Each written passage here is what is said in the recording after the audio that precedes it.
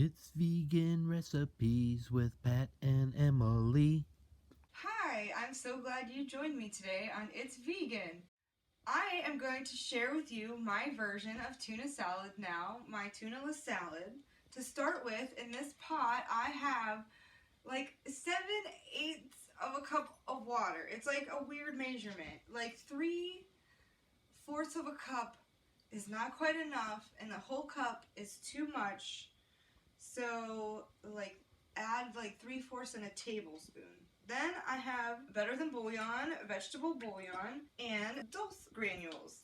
I'm going to add this to my pot, and I'm going to put it on the stove and bring it to a boil. And then, once that happens, I'll be right back. Our water has come to a boil. Just give it a stir and make sure our bouillon cube dissolved in there.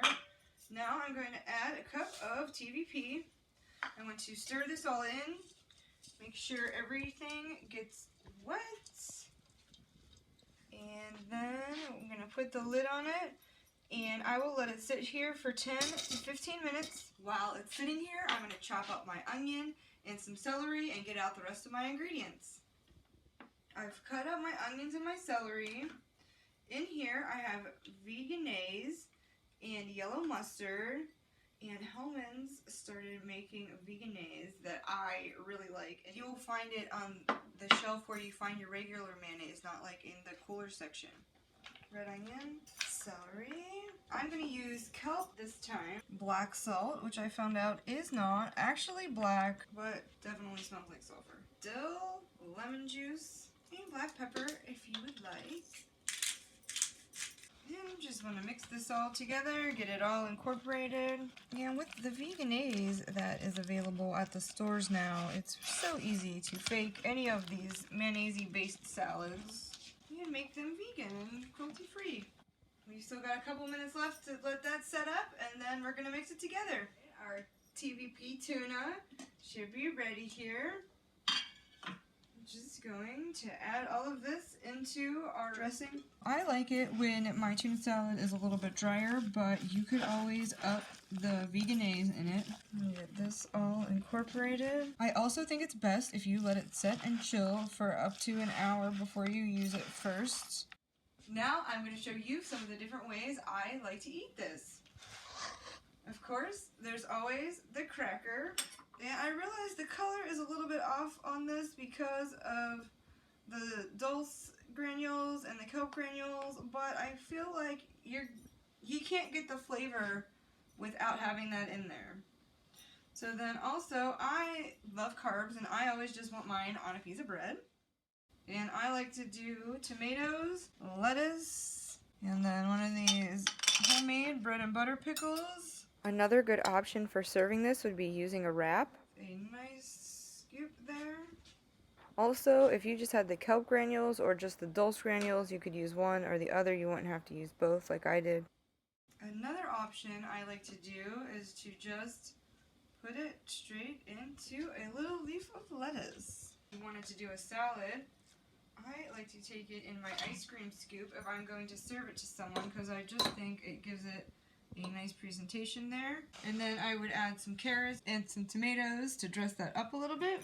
Big thanks to Kaplan and Cleveland at the Glass Bubble for this beautiful cutting board I'm using. One other super cute little idea for hors d'oeuvres is you take these mini tomatoes and you give it a flat spot on both ends and then cut it in half. You can make adorable little bite-sized hors d'oeuvres, and it looks super cute if you have like a little piece of basil to put on top of there.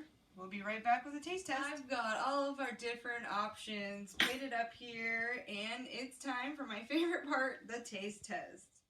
This week I'm going to have Charlie joining me for the taste test.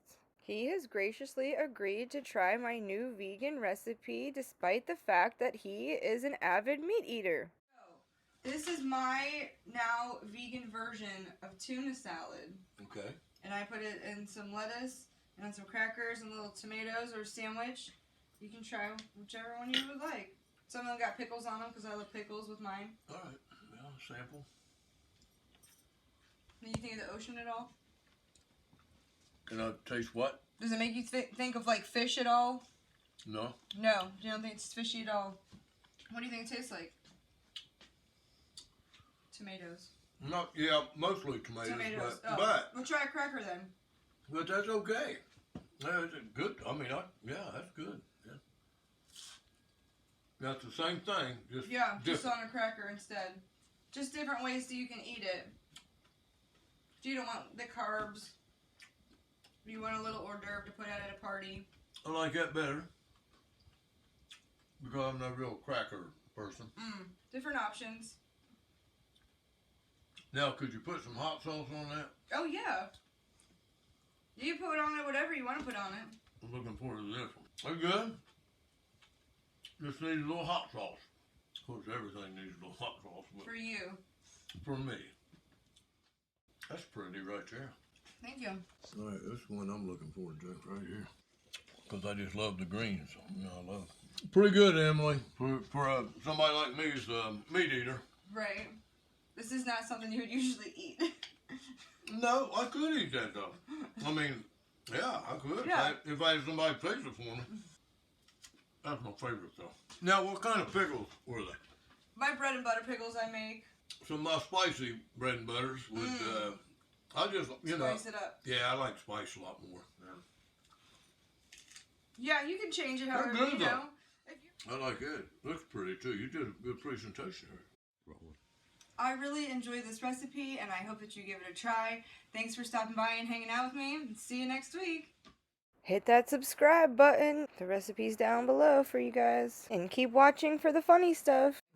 Or you can edit it. Yeah, I'll edit him getting that close to my face out of there. Cheers. Here, I'm gonna chop up my onion. You some of shelf stable set. Whoa.